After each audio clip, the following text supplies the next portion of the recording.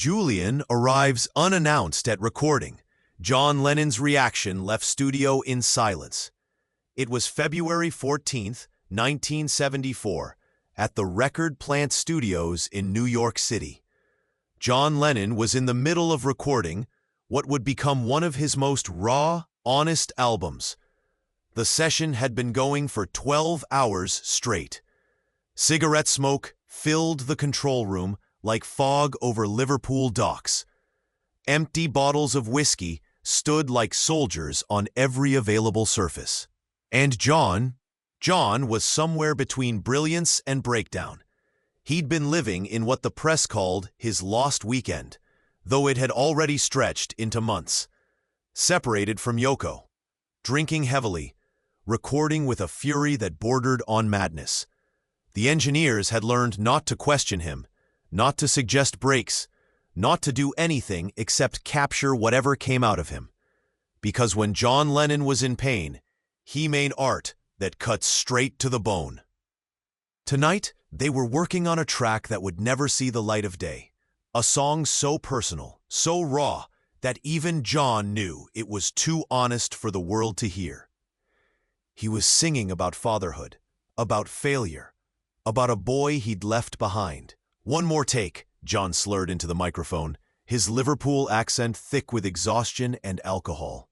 "I almost got it that time." Phil Spector, producing the session, shook his head in the control room. "John, mate, maybe we should call it." I said one more take. The band started playing again. John closed his eyes and began singing about a child's eyes he couldn't look into, about birthday cards he forgot to send, about being a father in name only. That's when they heard it. A knock on the studio door. Not the usual knock of a delivery person or an assistant. This was different, tentative, almost apologetic. The kind of knock made by someone who isn't sure they should be there at all. The sound engineer, Roy Cicala, looked up annoyed. Studio protocol was clear. No interruptions during recording.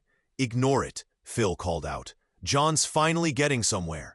But the knock came again. Softer this time, but persistent.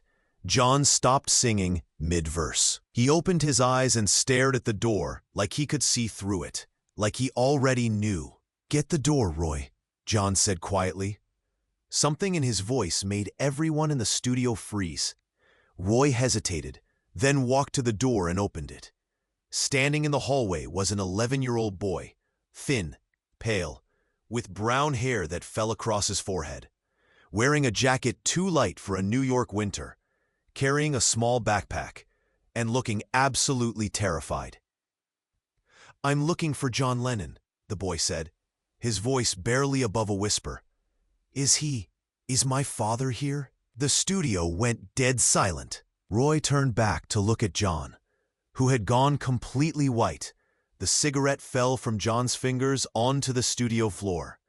For a moment, nobody moved, nobody breathed.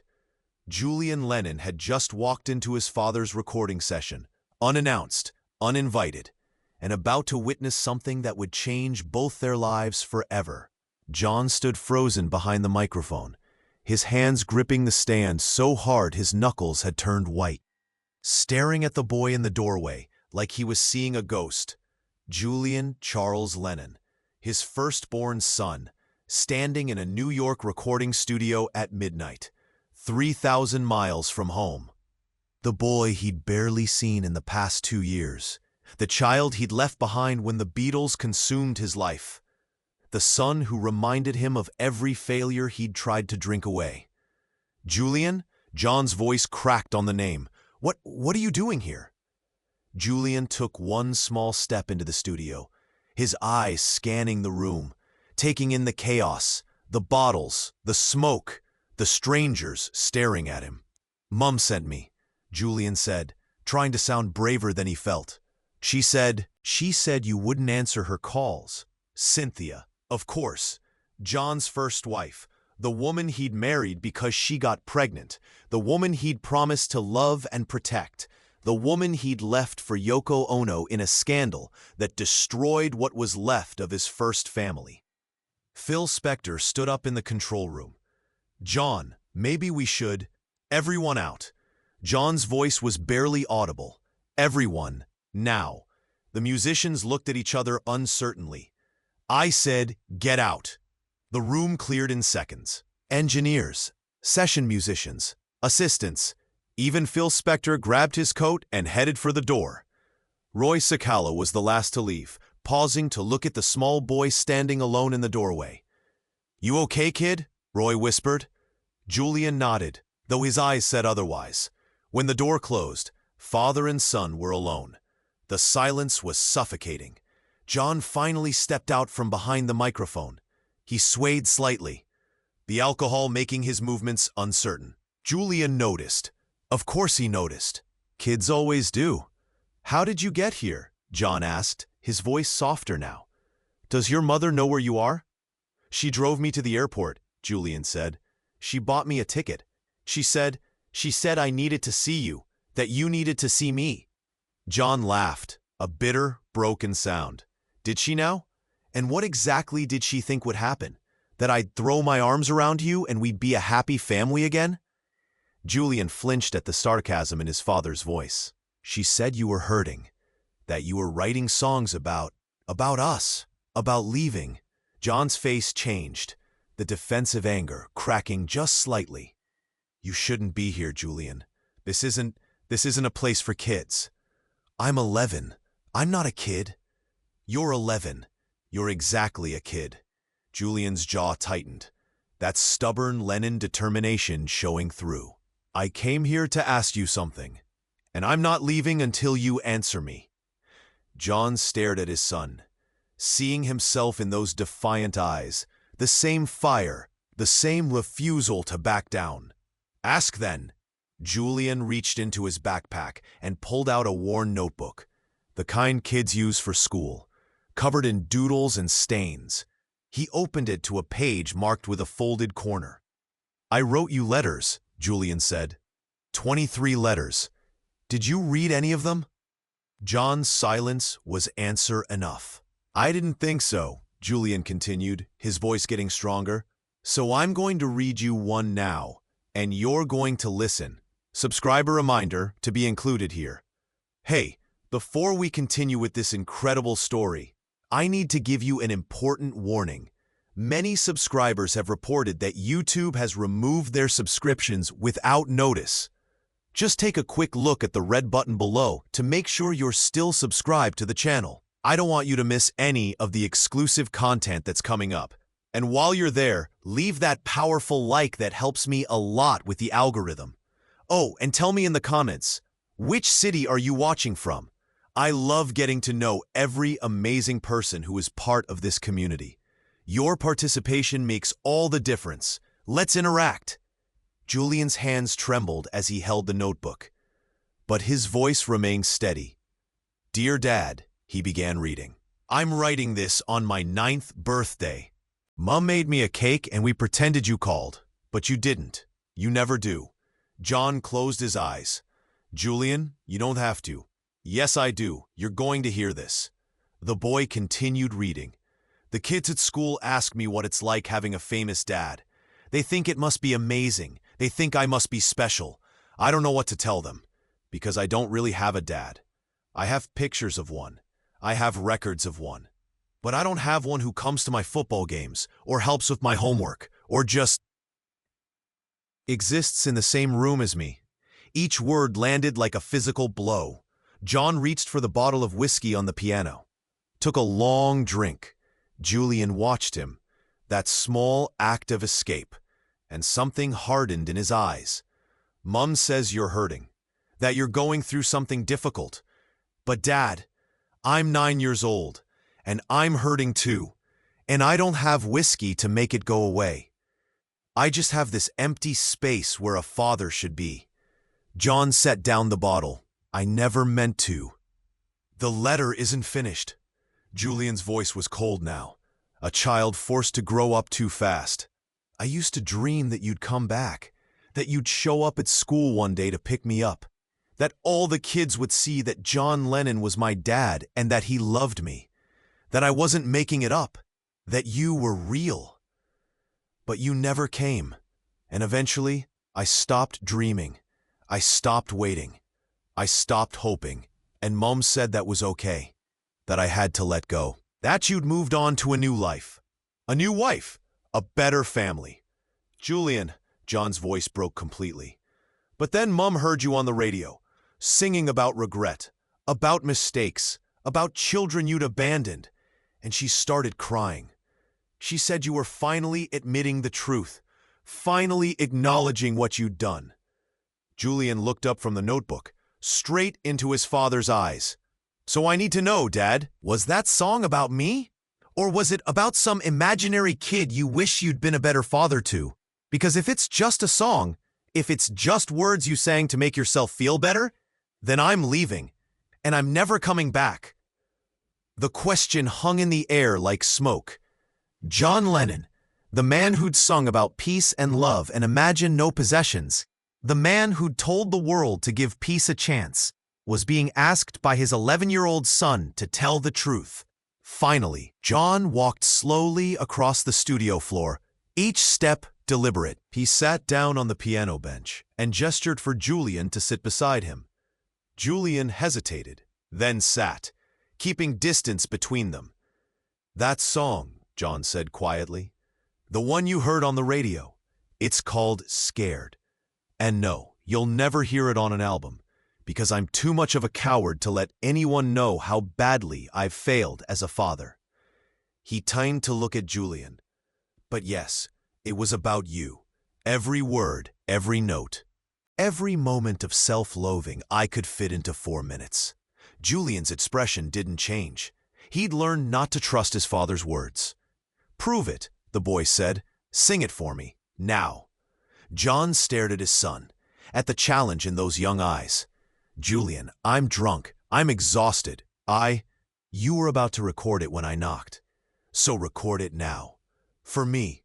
Let me hear what you're too scared to let the world hear. It was the bravest thing John had ever seen his son do, demanding the truth, refusing to accept anything less. John turned to the piano, his hands hovering over the keys. This song, he said softly, it's not pretty, it's not poetic, it's just true. He began to play, a simple melody, haunting, raw, and then he sang, words about a boy with his eyes, a boy he'd held once when he was born and then somehow forgotten how to hold again. About nights spent drinking to forget the guilt, about birthday cards left unwritten, about phone calls he couldn't bring himself to make, about being a father who chose fame over family, success over sacrifice, his own pain over his son's need.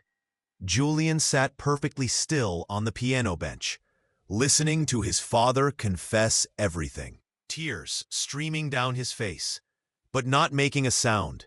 When the song ended, John's hands fell from the keys. That's the truth, Julian. That's the man I am. Not the one in the magazines, not the one who sings about peace. The real one, the broken one, the one who fails everyone who matters. Julian wiped his eyes with the sleeve of his jacket. Why, he asked simply, why did you leave us? And for the first time in years, John Lennon tried to tell the truth. John sat at the piano, staring at his reflection in the polished black surface. I was 22 when you were born, he began, 22 years old. The Beatles were exploding. We were playing bigger venues every month, screaming fans everywhere we went. Money, fame, everything I'd ever dreamed of as a kid in Liverpool. Julian listened silently. Your mother, Cynthia, she was beautiful, kind, everything I thought I wanted. But I didn't marry her because I loved her, Julian. I married her because she was pregnant. Because that's what you did in 1962. You got a girl pregnant, you married her. No questions asked. The honesty was brutal, but Julian had asked for truth. And when you were born, I held you for about 5 minutes. Then I handed you back to your mom and went on tour for 3 months. Because that's what Beatles did. We toured, we played, we made music. And everything else? Everyone else came second. John stood up from the piano, paced the studio. I told myself it was temporary, that once the fame calmed down, I'd be a proper father. I'd learn how to change nappies and play with toys and do all the things dads are supposed to do. But the fame never calmed down. It only got bigger, and I got more lost in it. Julian's voice was quiet. Did you ever love us? Me and Mum? John stopped pacing. I loved the idea of you. A family, stability, normal life. But Julian, I was terrified of you. Absolutely terrified. Because when I looked at you, I saw responsibility. I saw a life I'd have to give up. I saw the end of my freedom. So I chose music over you, the band over family, and I told myself it was for the best, that you were better off without me, that I was doing you a favor by staying away. He turned to face his son. But that was a lie. The truth is, I was selfish. I wanted to be John Lennon, Beatle, not John Lennon, father. Because being famous was easy, being a dad was hard. Julian stood up from the piano bench. And Yoko? Where does she fit in this story? John flinched at the name. Yoko showed up when I was at my most lost. She understood art. She understood the weight of fame. She understood me in ways your mother never could. And yes, I left your mom for her. I destroyed our family for her. Because Yoko let me be the person I wanted to be instead of the person I was supposed to be. And that person, Julian said coldly, didn't include being my father. No, John admitted, it didn't. The silence between them was deafening. Julian picked up his backpack, started toward the door. Where are you going? John asked. Back to the hotel. Mum's waiting. I got what I came for, the truth, and it's exactly as awful as I thought it would be. Julian, wait. Why? So you can make more excuses? So you can tell me how hard fame is? How difficult it is to be John Lennon? The boy's voice was sharp with anger now. You chose this, Dad. Nobody forced you to abandon us. You made that choice every single day. John felt something crack inside his chest. You're right. You're absolutely right. I chose wrong. Every time. And I don't expect you to forgive me. I don't even expect you to understand. But Julian, I need you to know something. Julian stopped at the door, hand on the handle, but didn't turn around. That song I just sang, that confession, that was the first honest thing I've said about being your father in 11 years. And the only reason I could say it was because you were brave enough to come here and demand it. John walked closer to his son. You're stronger than I've ever been, braver than I'll ever be. And that's despite me, not because of me. Your mom raised you right. She raised you to be a man I could never be. Julian turned slowly. Is that supposed to make me feel better? No, it's supposed to make you understand that you don't need me. You never did. You've got everything you need already. And that's the one good thing I can say about being your father. I stayed away long enough to let you become someone better than me. Tears were streaming down both their faces now. I hate you, Julian whispered.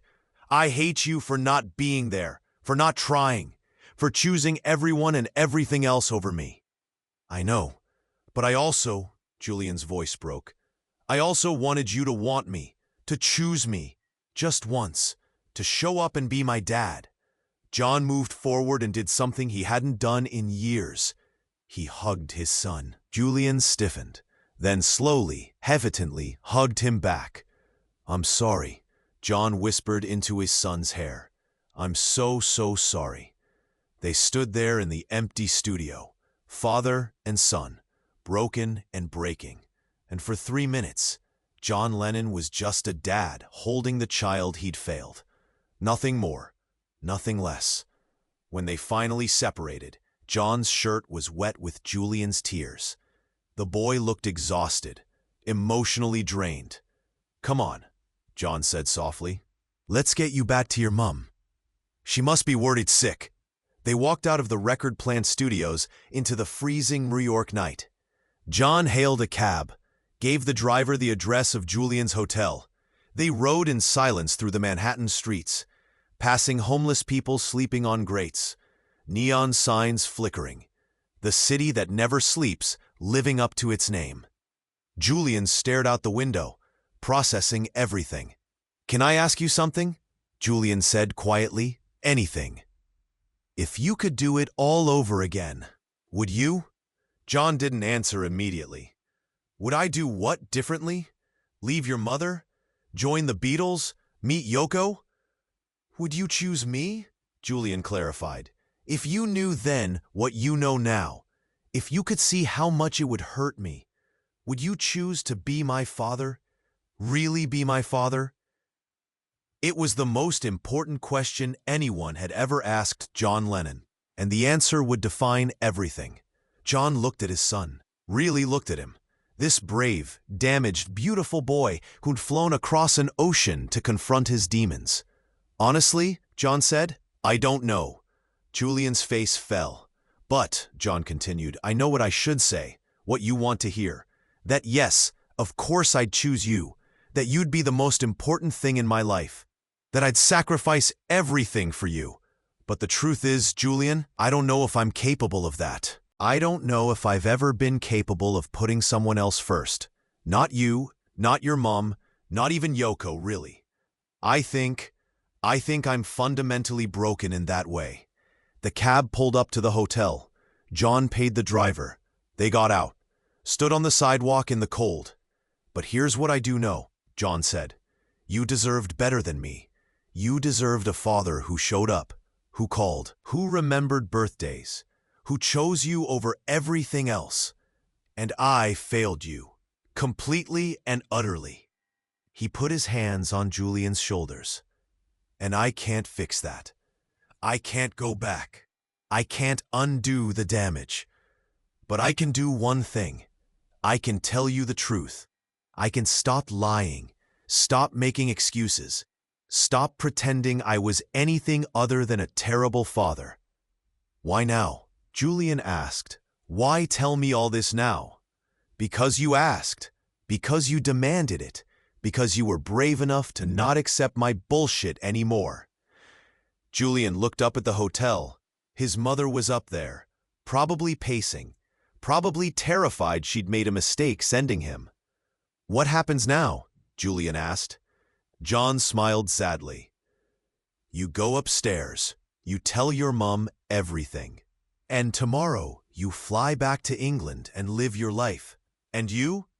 I keep making music, keep drinking, keep trying to figure out who I am when I'm not trying to be John Lennon, Beatle. Will you call me?" John hesitated. "Do you want me to?" Julian thought about it, really thought about it. "I don't know," he admitted. "Part of me does. Part of me never wants to see you again." "Then don't decide tonight. Take all the time you need. And Julian, if you decide you never want to hear from me again, I'll understand. I'll respect that. You don't owe me anything." Julian nodded slowly, then did something unexpected. He reached into his backpack and pulled out a cassette tape. "I made you something," he said shyly, "before I came here. In case you weren't horrible. In case there was something worth saving." He handed the tape to John. "It's songs. Songs I wrote. About you, about us, about everything I couldn't say out loud." John stared at the cassette like it was made of gold. "You write songs? Mom says I got it from you, the music thing. I don't know if that's true. But yeah, I write songs. I play guitar. I sing." John felt something shift in his chest. A feeling he couldn't quite name. Pride, maybe. Or recognition.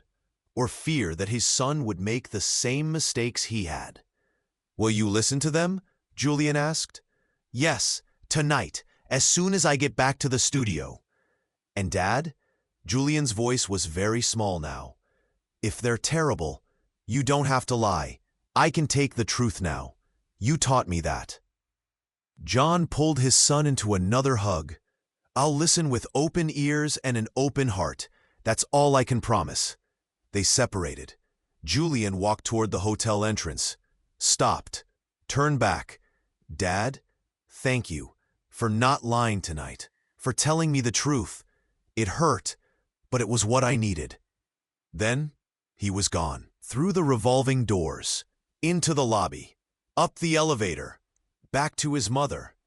John stood on the sidewalk holding his son's cassette tape, and for the first time in years, he felt something other than numbness. He felt awake. John walked back to the record plant studios. The streets were nearly empty now, just past 2 a.m. He let himself back into the studio with his key. The room still smelled like cigarettes and regret. He sat down at the mixing board, held Julian's cassette tape in his hands, afraid to play it, afraid of what he'd hear. Finally, he loaded it into the deck and pressed play. What came through the speakers changed everything. The first song was called Invisible. Julian's voice was young, unsure, but the lyrics were devastating. I'm the sun you don't see, the call you don't make, the birthday you forget, the heart you break. Simple, direct, honest, just like the letter he'd read earlier, but set to music that was hauntingly beautiful. John listened to all 7 songs on the tape, each one a window into his son's pain. Empty chair, about Christmas dinners without a father. Photograph, about learning what a dad looked like from pictures. Maybe tomorrow, about hoping each day would be the day John called. By the time the tape ended, John was sobbing. Not the controlled emotion of a performance. Real, ugly crying. The kind that comes from seeing yourself through someone else's eyes and hating what you see. He rewound the tape, played it again, and again, and again. By the time the sun came up, John had listened to Julian's tape 17 times, and something had fundamentally shifted in him. He picked up the studio phone, dialed a number he'd memorized but never called. It rang 4 times before a sleepy voice answered. Hello? Sin, it's John. Silence. I know I'm the last person you want to hear from, but I need to talk to Julian. He's sleeping, John. You saw him 3 hours ago. What could you possibly? I listened to his tape, all of it. And Sin, our son is brilliant. He's a better songwriter at 11 than I was at 20, and I need to tell him that. More silence. Then, hold on. He heard movement, whispered voices. Then Julian came on the line. Dad? Julian, I listened to your songs, every single one. And I need you to know something. What? You have a gift, a real, genuine gift. Your songs are raw and honest and beautiful. They're everything music should be, everything I've been trying to make for 20 years. Julian's voice was cautious. You really think so? I know so. And Julian, I want to do something, if you'll let me. What? I want to produce your first album. When you're ready, when you're older. I want to help you make music the right way, with honesty and integrity and none of the bullshit that destroyed the Beatles. Dad, I'm 11. I know, so we've got time. Time for me to maybe be a better father. Time for me to actually show up, to be present, to earn the right to be part of your life. Julian was quiet for a long moment. I'm not ready to forgive you yet. I don't expect you to, and I'm not ready to have you be a full-time dad. I understand. But, Julian's voice softened slightly. Maybe we could talk sometimes, on the phone. Maybe you could tell me about music, about writing, about what it's really like. John felt tears running down his face again. I'd like that. I'd like that very much. And Dad, if you miss a call or forget to ring back, I'm done. No more chances, no more excuses. That's fair. That's more than fair. They talked for another 20 minutes, about music, about guitars, about Julian's school. Normal father-son conversation, the kind they'd never had before. When they hung up, John sat in the empty studio, the sun streaming through the windows, and he made a decision. He walked to the piano, started playing, a new song, one he'd write for Julian, one he'd actually release, no matter how vulnerable it made him. A song about being a terrible father, who was given a second chance by a brave 11-year-old boy. It would take him 3 months to finish, but when he did, It would be called Beautiful Boy, and it would be his gift to his son. An apology set to music, a promise to do better, and a love letter to the child who'd saved him by demanding the truth. The story of that February night in 1974 remained a secret for years. Julian never spoke about it publicly. John never mentioned it in interviews, but everything changed between them. John started calling every Sunday. Sometimes he'd forget.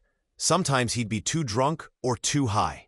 But he called more than he didn't, and slowly, painfully, they began building something that resembled a relationship. In 1980, when John released Double Fantasy, it included Beautiful Boy, a song ostensibly about his second son, Sean. But anyone who knew the truth understood it was really about Julian, about the son he'd failed first, about the love he should have shown from the beginning. 3 months after the album's release, John was murdered outside the Dakota Building. Julian was 17 years old. He flew to New York for the memorial, stood in Central Park with thousands of other mourners, and cried for the father he'd just started to know. Among John's possessions found in the Dakota apartment was a cassette tape, worn from countless plays, Julian's first songs, recorded when he was 11. Next to it was a handwritten note. For Julian, when I'm gone, your song saved me. I hope mine helps save you. Love, Dad. Julian kept that note, carries it still. In 1984, Julian released his first album, Volat. It was a massive success, top 10 hits, critical acclaim, and in every interview he mentioned his father. Not with bitterness anymore, but with complicated love. My father was a terrible dad for most of my childhood, Julian said in a Rolling Stone interview. But in the last 6 years of his life, he tried. He really tried, and that meant something. Today, Julian Lennon is a successful musician, photographer, and philanthropist. He's never tried to be his father. He's become himself, which is exactly what John hoped for that February night in 1974. The recording of John and Julian's conversation in the studio was accidentally captured by the running tape machines. It sat in the record plant archives for decades. When it was finally discovered in 2003, Julian was asked if he wanted it released. He listened to it once, heard his 11-year-old self demanding truth from his father, heard John's broken confession, and said no. Some things, Julian explained, are too precious to share with the world.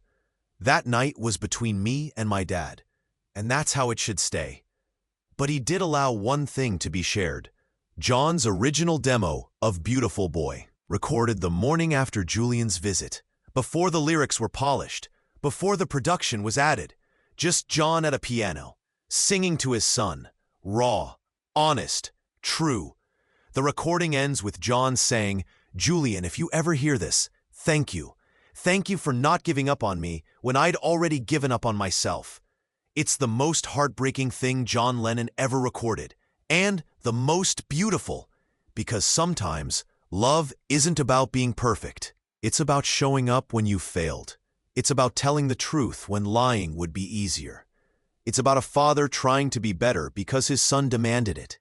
And it's about an 11-year-old boy who flew 3,000 miles to knock on a studio door, not knowing if he'd be welcomed, not knowing if he'd be heard, but knocking anyway, because sometimes the bravest thing you can do is demand love from someone who's never known how to give it. That's the real story of Julian and John Lennon. Not the headlines, not the scandal, not the fame, just a father and son trying to find each other in the darkness, and somehow, impossibly, succeeding.